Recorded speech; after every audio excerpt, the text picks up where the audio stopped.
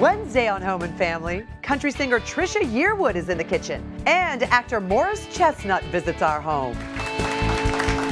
Welcome back, everybody. From the end of the Cold War to the struggles in the Middle East, our next guest has served on the front lines of history. Here with her new book, Democracy, Stories from the Long Road to Freedom, please welcome the 66th U.S. Secretary of State, Condoleeza Rice. Yeah. I mean, you're amazing. Well, thank you. Just to be in your presence, you have given me chills. Well, I mean that.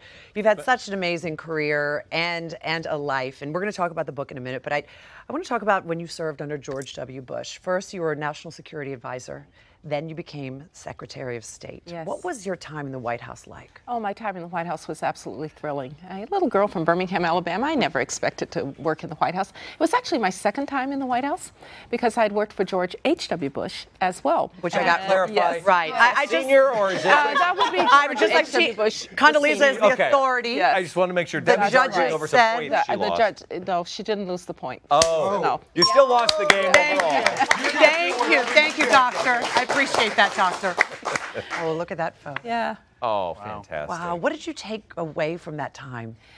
When you are in that position, you just wake up every day and you feel so fortunate to have an opportunity to work in the White House, to be with the President of the United States. So, I wish every American could see the White House because it's really kind of a testament to democracy. It's relatively small.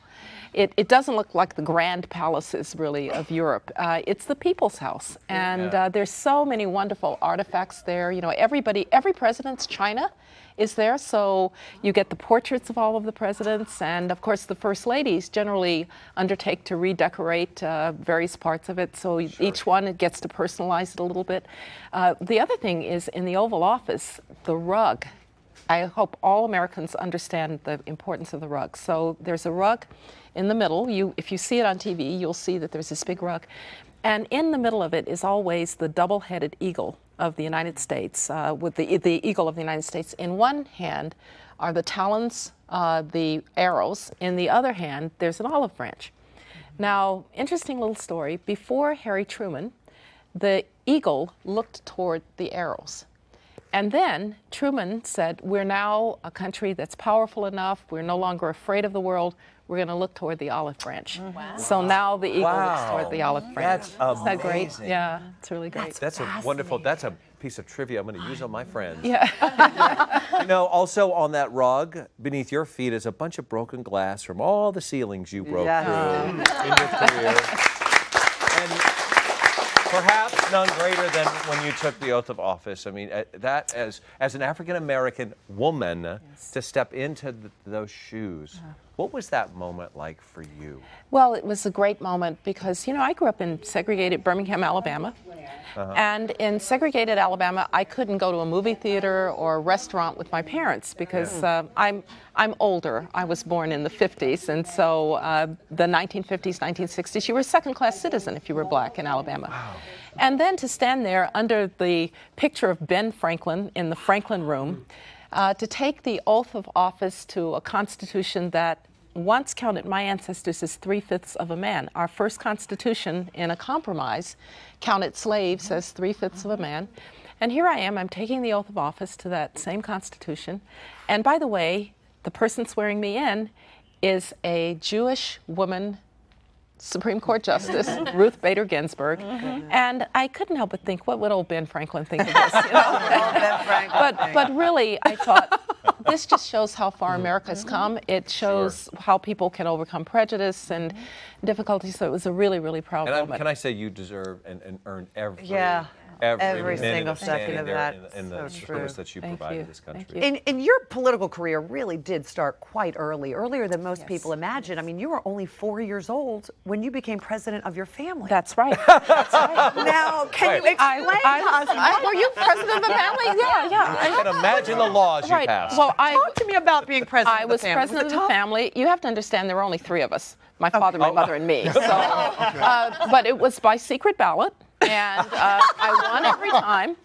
And it had real responsibilities, though, because if we were going to leave to go to, let's say, Denver the next morning, I had to gather the family in a family meeting. We had to decide what time we were going to leave, what kind of food were we going to take.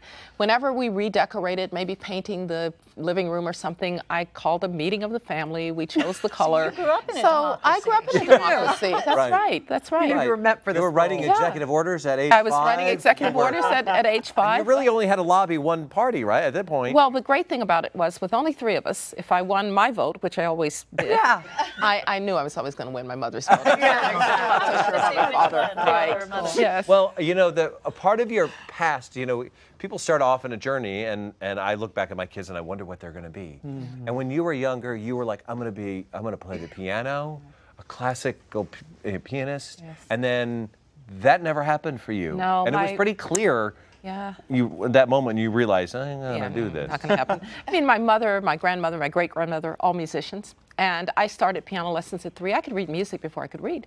So I was absolutely certain I was going to play Carnegie Hall.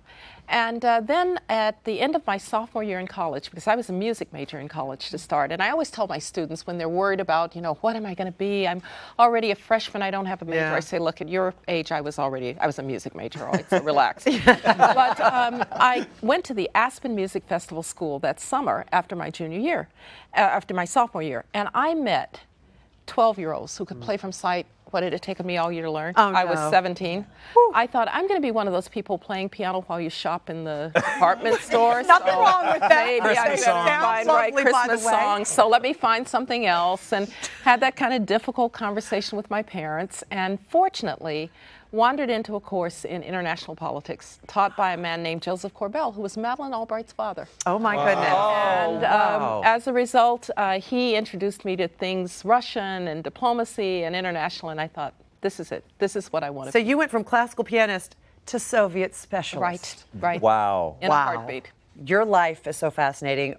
You're gonna stick around, and we're gonna come back with you. We're gonna talk more to Condoleeza Rice about her book Democracy and about her amazing life and career. Come on back, everybody.